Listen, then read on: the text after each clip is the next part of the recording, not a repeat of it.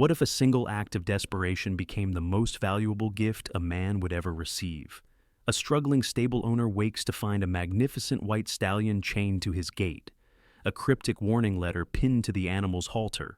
The horse is worth a fortune. The letter makes no sense, but as the truth slowly unravels, it will reveal a story of sacrifice so profound, of loyalty so absolute, that it will leave everyone who hears it utterly speechless. This is a tale of hidden connections, of debts paid in the most unexpected ways, and of how sometimes the greatest treasures arrive in chains. If you believe in the power of kindness to echo across time, please hit that like button and subscribe. It helps our channel share more stories like this one. The Valley of Paddyview sits in the shadow of the Blue Ridge Mountains, a place where morning mist clings to the ground like a living thing and the air smells of pine and creek water. It is a landscape of small farms and struggling dreams, where people work hard and still barely make it, where pride is measured not in money, but in the straightness of your fence line and the condition of your animals. The economy had gutted this valley years ago when the textile mills closed. What remained were people too stubborn or too poor to leave. Winter here is a season of endurance. The cold seeps into bones and bank accounts alike. The ground freezes hard as iron. The sky stays gray for weeks. It is a time when the weak fail and the strong learn exactly how strong they need to be. Diego Sillow lived at the end of a rutted gravel road in a property that had once been his father's dream and was now his burden. He was 42, though he looked older. His face was weathered, deep lines carved around his eyes and mouth. His hands were scarred and calloused, the knuckles swollen from years of hard work in all weather. His hair, once dark, was shot through with premature gray. He was a man who had aged under the weight of responsibility and the constant grinding pressure of never having enough. The stable he ran was called Paddyview Riding Center, though that name was far too grand for what it actually was. 6 stalls, a small outdoor arena with rotting fencing, a hay barn with a roof that leaked in 3 places. He boarded horses for people who could barely afford to keep them, charging rates so low he could barely keep the lights on. But he couldn't turn anyone away. Not the single mother whose daughter needed riding lessons. Not the elderly veteran whose old gelding was his only companion. Not the families who saw horses as luxuries they couldn't afford to lose. Diego knew what it was like to lose things. His wife had left 3 years ago, tired of the poverty, tired of the broken promises, tired of a man who chose other people's horses over his own future. She'd taken their son. Diego saw the boy twice a month if he was lucky. Brief visits filled with awkward silences and the boy's growing resentment of a father who smelled like manure and couldn't afford a decent Christmas. The bills were a mountain he climbed every month, never reaching the summit. The bank had sent the final notice last week, 3 months behind on the mortgage. Foreclosure proceedings would begin in February unless he came up with $12,000. It might as well have been $12 million. He had $463 in his account. He was selling everything that wasn't nailed down. He'd let go his only employee months ago. He worked 18-hour days, 7 days a week, feeding, mucking, fixing, never stopping, never catching up. He fell into bed each night so exhausted he didn't dream. Sleep was just a black void he fell into and climbed out of too soon. On a Thursday morning in late January, with the thermometer reading 17 degrees and the wind cutting like a blade, Diego woke at 5, as he always did. His breath plumed in the cold air of his unheated bedroom. He'd turned the thermostat down to 55 to save money. He dressed in layers, the same flannel shirt he'd worn for 3 days, jeans stiff with dried mud, boots with soles coming apart. He made instant coffee because the coffee maker had broken and he couldn't afford to replace it. He drank it black because he'd run out of milk 2 days ago. He pulled on his father's old Carhartt jacket, the canvas torn at the elbow, and stepped outside into the knife-edge cold. The sky was still dark, stars fading in the east where dawn would eventually come. His breath was a ghost in the darkness. The gravel crunched under his boots, frost-covered and glittering in the beam of his flashlight. He walked toward the barn, his mind already running through the morning routine. Feed the 6 horses, break the ice on the water troughs, muck the stalls, check the old mare in stall 3 who was colicking yesterday, call the vet he couldn't afford, figure out how to make it through another day. He was halfway to the barn when he saw it. At the front gate, Illuminated in the gray pre-dawn light, stood a horse. Not just any horse. A white stallion, pure as fresh snow, his coat seeming to glow in the darkness. He was tall, 17 hands at least, with a powerful chest and an arched neck. His mane fell like a cascade of silk. Even from a distance, even in the poor light, Diego could see this was an animal of exceptional quality. The horse was chained. A heavy logging chain ran from his halter to the gatepost, the links thick and industrial. The stallion stood perfectly still, his breath pluming, his dark eyes watching Diego approach. Diego's heart hammered. His first thought was theft. Someone had stolen this horse and dumped it here to frame him. His second thought was hallucination.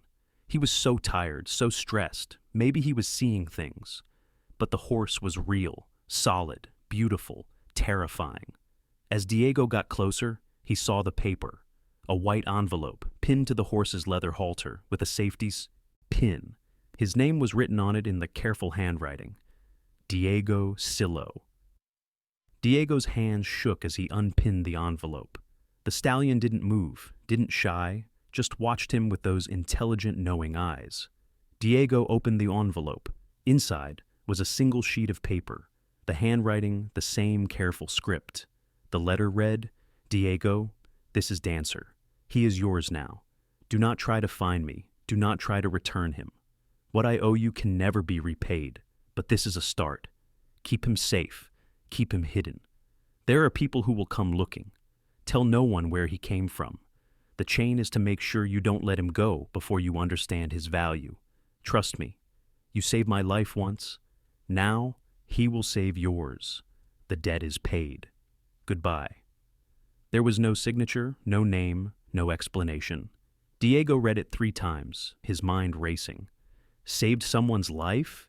He had no memory of such a thing. He'd helped people over the years, sure. That's what you did in a small community. But saving a life? And this horse, Dancer. Diego knew horses. He'd been around them his whole life. This animal was worth serious money, 50,000, maybe more. This was a competition horse. A breeding stallion, the kind of animal that didn't just appear chained to a gate in the middle of nowhere. Diego looked at the chain. It was secured with a heavy padlock. He didn't have bolt cutters that could handle links this thick. He'd have to call someone, the fire department maybe, to cut it. But the letter had said to keep the horse hidden, to tell no one. Diego's instinct screamed that this was trouble. Stolen property, drug money, something illegal. But another part of him, the part that was drowning in debt and desperation, whispered something different. This horse was valuable. This horse could save the stable. This horse could save him. He approached slowly, speaking in the low, calm voice he used with frightened animals. Easy, boy. Easy now. Dancer lowered his head, allowing Diego to touch his neck. His coat was warm despite the cold, his muscles solid beneath the skin. He wore an expensive halter, soft leather with brass fittings. No brand. No identification tags. Diego ran his hands down the horse's legs, checking for injury. Nothing. The stallion was in perfect condition. Well fed, well cared for. Recently groomed. Whoever had left him here loved him. That much was clear. Diego made a decision. He would keep the horse, at least for now. He would figure out what to do later. He went to the barn and returned with a lead rope. He clipped it to the halter below the chain and tied the stallion to a post near the barn door where he could reach him with water and hay. The horse accepted this calmly, as if he'd been expecting it. Diego brought fresh water in a bucket and a flake of his best hay. Dancer drank deeply and ate with quiet focus. Diego stood watching him, his mind spinning. Who had sent this horse? Who did Diego supposedly save? And who was coming to look for this? Animal? The sun rose slowly, the sky turning from black to gray to a pale, cold blue. The valley emerged from shadow. Diego's other horses began to whinny, calling for breakfast. He forced himself to move, to continue the morning routine, but his eyes kept returning to the white stallion standing by his barn. By 8 o'clock, Diego had finished feeding. His hands were numb, despite his gloves. He went back to the house and called the only person he trusted, his older brother, Jack, who lived 20 miles away and worked construction. Jack answered on the 3rd ring, his voice rough with sleep. "This better be good, Bobby. I need you to come over, now, and bring your heavy-duty bolt cutters." There was a pause. "What did you do?" I didn't do anything. Just come, please.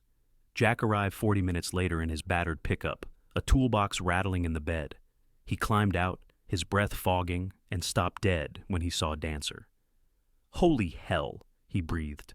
"Where did you get that horse?" "I didn't get him. He was left here, chained to my gate with a letter." Diego handed his brother the note. Jack read it slowly, his expression shifting from confusion to concern. "Bobby, this is crazy.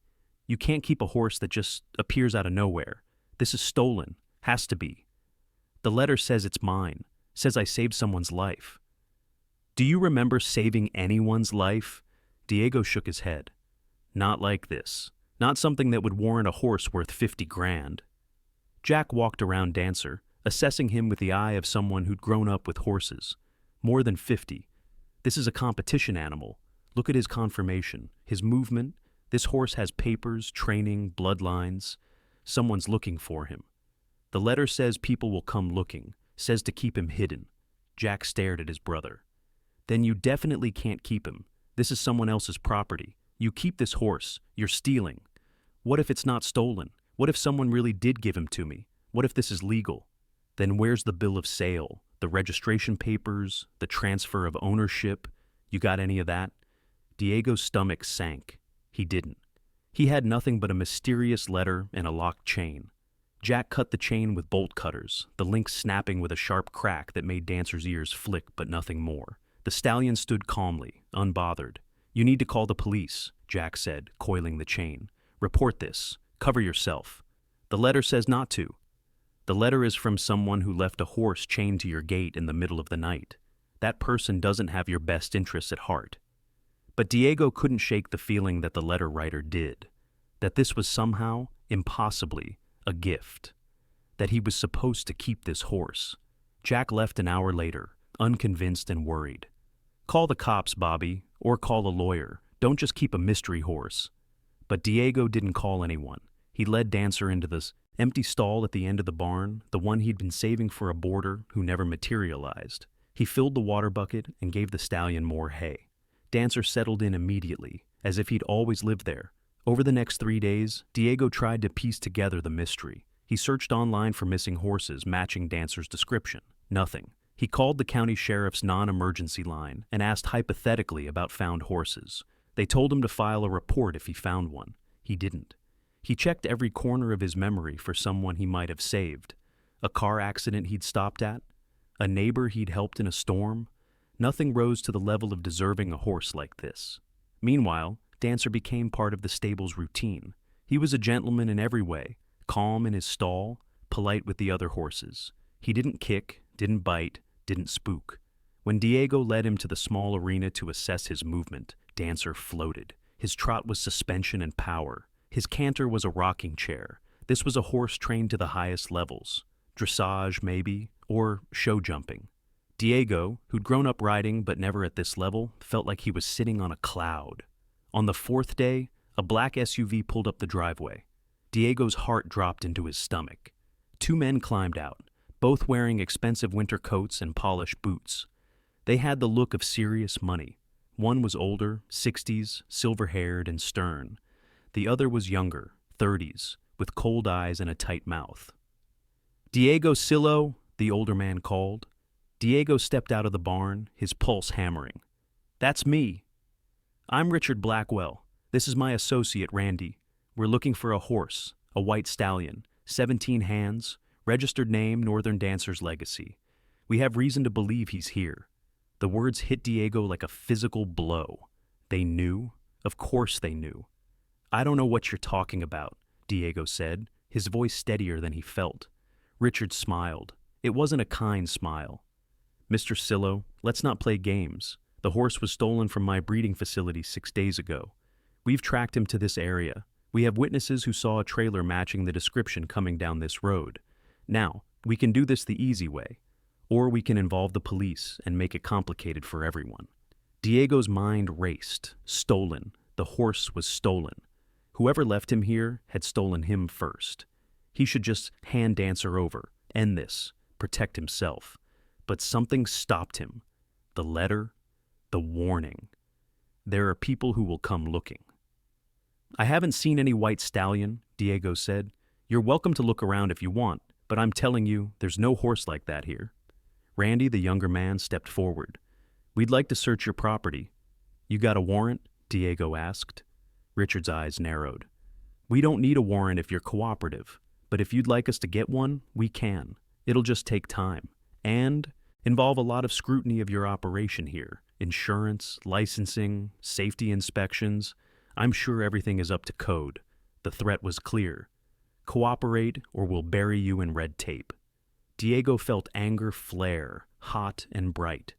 He was tired of being pushed around, tired of being threatened, tired of people with money assuming they could take whatever they wanted. My operation is fine, Diego said, and unless you have a warrant, you're not searching anything. Now get off my property. Richard's face hardened. You're making a mistake, Mr. Sillow. That horse is worth over $200,000. Interfering with his recovery is a felony. $200,000. The number hit Diego like a sledgehammer. He'd guessed high at 50. I told you, I don't have your horse. Now leave. The two men stared at him for a long moment. Then Richard pulled a business card from his pocket and dropped it on the ground at Diego's feet. When you change your mind, call me. The reward for information leading to his recovery is $20,000. Think about it. They climbed back into the SUV and drove away, the tires crunching on the frozen gravel. Diego stood in the cold, his heart pounding, his hands shaking. $20,000 for information, $200,000 for the horse. Numbers he couldn't even comprehend. He picked up the business card. Blackwell Equestrian Center. An address 2 states away in Virginia. He went back into the barn. Dancer was standing in his stall, his head over the door, watching Diego with those calm, knowing eyes. What did you get me into? Diego whispered. That night, Diego couldn't sleep. He lay in bed staring at the ceiling, the business card on his nightstand, the letter on his dresser. He kept running the scenarios. Option 1. Call Blackwell, return the horse, take the $20,000 reward. It would buy him time with the bank. 3 months, maybe 4. But it wouldn't save the stable. And something about Blackwell's cold eyes and veiled threats made his skin crawl. Option 2. Keep the horse. Risk everything. If Dancer was stolen, Diego was now in possession of stolen property. That was a crime. He could lose the stable, his freedom, everything. But the letter had said this horse would save him. How? By selling him? That would require papers he didn't have. By using him for breeding? That took time and money he didn't have. By racing him? He wasn't a racehorse. Diego's mind spun in circles until exhaustion finally dragged him under. He woke to his phone ringing. The clock read 3 a.m. He answered, groggy and confused. Mr. Sillow? The voice was female, older, shaking. This is Dorothy Campbell. I board my mare with you. Ginger, I'm so sorry to call so late, but I'm at the hospital. My husband had a heart attack. I can't get to the stable. Could you please check on Ginger? She has special medication she needs twice a day. I left instructions in her stall, but I'll take care of her, Diego said, already climbing out of bed. Don't worry about anything. Take care of your husband. Thank you. Thank you so much. I don't know what I'd do without you. Diego dressed and drove to the stable in the dark. He found the medication instructions pinned inside Ginger's stall. He measured the dose carefully and administered it. The old mare nuzzled his shoulder in thanks. As he was leaving, Diego passed Dancer's stall. The stallion was awake, watching him. I can't afford to keep you, Diego said quietly. And I can't afford the trouble you bring. But I can't give you to people who make threats. So, what am I supposed to do? Dancer didn't answer. He just watched with those deep, intelligent eyes. The answer came 3 days later, in the most unexpected way. Diego was fixing a fence rail when a beat-up sedan pulled into the driveway. A woman climbed out, mid-50s, dressed in worn jeans and a faded jacket. She had kind eyes and nervous hands. Mr. Sillow, she called. Can I talk to you for a minute? Diego set down his hammer. What can I do for you? The woman hesitated, glancing around as if checking for witnesses. My name is June Morris. I worked for Blackwell Equestrian Center for 12 years. As a groom, I was fired 3 weeks ago. Diego's attention sharpened. Okay. I heard through the grapevine that Richard Blackwell came here looking for Northern Dancer, for legacy. She paused, her eyes meeting his. I need you to know something. That horse doesn't belong to Richard Blackwell, not really. And what he's doing to get him back is illegal and wrong. Diego's pulse quickened. I'm listening. June looked around again, then stepped closer. Can we talk inside? I don't want to be seen. They went to the barn office, a cramped room with a space heater and a desk piled with bills. June sat down heavily, her hands twisting in her lap. Legacy was bred and raised by a man named Tian Brennan, June began. Tian was a brilliant horseman. He spent 15 years developing his bloodline. Legacy was the culmination of everything he'd worked for. That horse was supposed to launch Tian's breeding program, but Tian got sick. Cancer, fast and aggressive. He had insurance, but it wasn't enough. The medical bills destroyed him. He lost his farm, his horses, everything. He had to sell them all just to pay for treatment. Diego felt a cold dread forming in his stomach. Richard Blackwell bought Legacy in the liquidation sale, paid $50,000, which was a fraction of what he was worth. Tian had no choice. It was sell or watch the bank seize everything. But Richard promised that he'd give Tian breeding rights, that Tian could still be involved with the horse he'd created, that Legacy would carry on Tian's legacy. June's voice grew bitter. Richard lied. Once he had the papers, he cut Tian out completely, refused his calls, threatened to sue if Tian came near the facility. Legacy became just another asset to Richard, another stallion to collect stud fees from. No care for what that horse represented to the man who created him. Diego's throat was tight. What happened to Tian? He went into remission, but he was broken, financially destroyed, living in a rented room, working odd jobs, barely surviving. But he never forgot Legacy. He talked about that horse every single day, how he'd raised him from birth, how they understood each other, how leaving him with Richard was the biggest mistake of his life. June's eyes filled with tears. 3 weeks ago, Tien showed up at the facility in the middle of the night. I was working late, cleaning stalls. He asked me to help him, said he was dying, that the cancer was back, and this time it was terminal. Said he had 6 months, maybe less. He wanted to see Legacy one more time, to say goodbye. Diego could barely breathe. You helped him. I did more than that. I loaded Legacy into Tian's borrowed trailer and erased the security footage. I knew I'd be fired. I knew Richard would come after me. But I couldn't let that man die without seeing his horse. They weren't stealing. They were reuniting.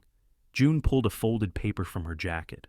Tien asked me to give you this if you kept Legacy. He said if you turned the horse away, I should keep it.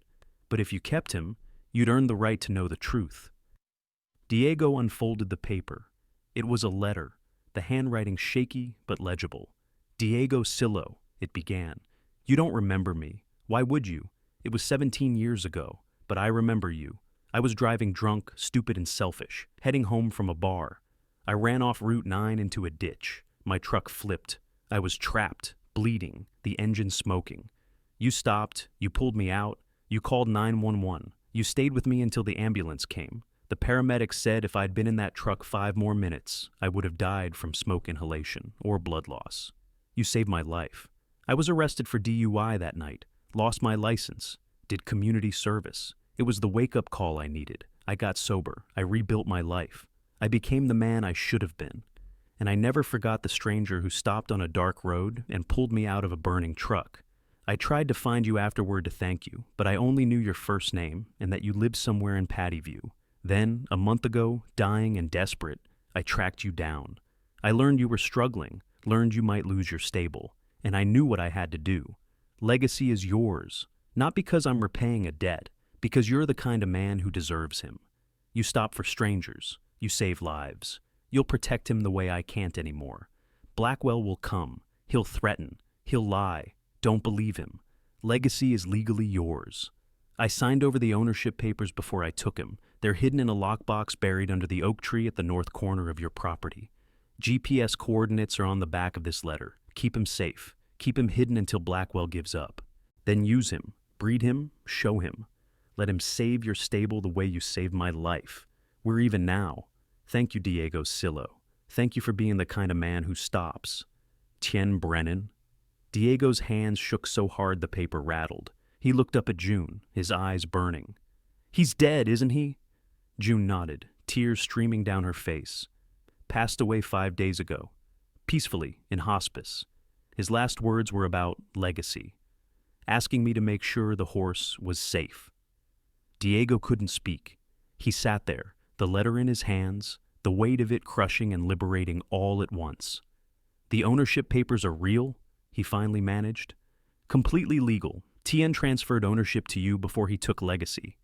He had a lawyer draw up the documents. Everything is legitimate. Richard Blackwell has no legal claim. He's just used to bullying people into giving him what he wants." Diego stood on shaking legs. "Where's the oak tree?" June gave him a sad smile. "North corner, big tree, old. You can't miss it." They walked together through the cold afternoon to the northern boundary of Diego's property. The oak tree was ancient, its trunk thick, its branches bare against the gray sky. Diego found a shovel in the barn and began to dig.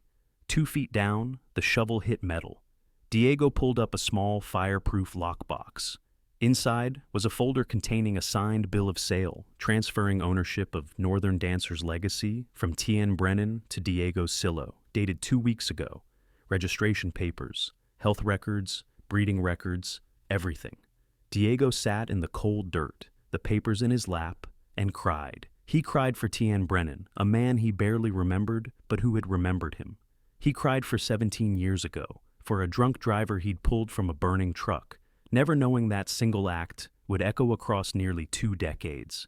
He cried for the weight of debt and fear that had crushed him for so long. And he cried because, impossibly miraculously, he was holding the solution in his hands. June helped him to his feet. "What will you do?" Diego wiped his face with his sleeve. "I'm going to honor Tien's wish. I'm going to keep legacy safe. I'm going to save my stable, and I'm going to make sure that horse has the life he deserves.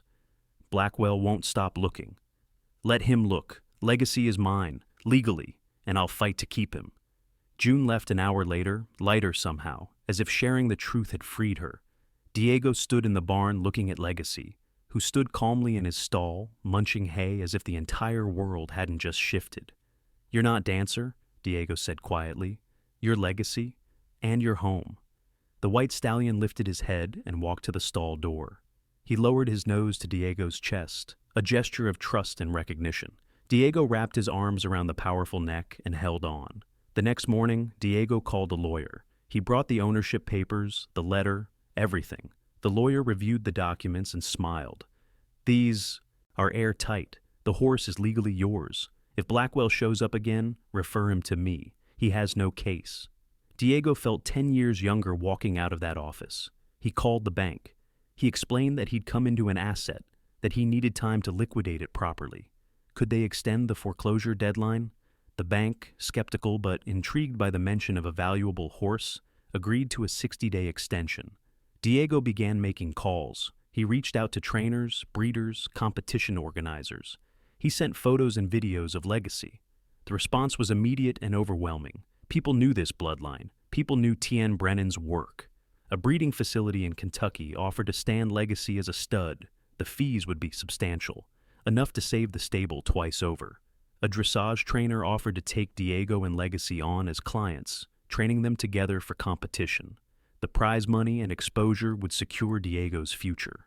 An equine magazine wanted to do a story. The lost stallion returns, Tien Brennan's legacy lives on. Offers poured in, opportunities exploded. But Diego didn't take any of them, not yet.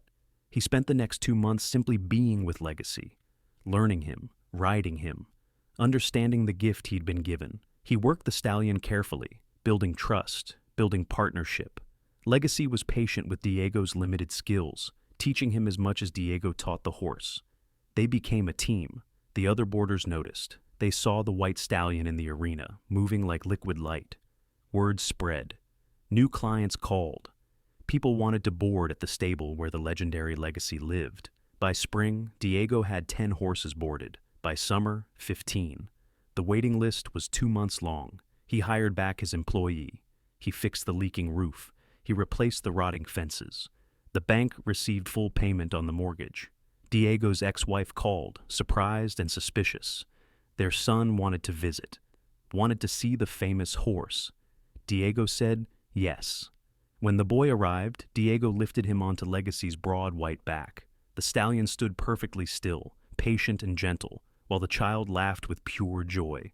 Diego's ex-wife watched from the fence, her expression complicated. "You did it," she said quietly. "You saved the place." "No," Diego said, his hand on Legacy's neck.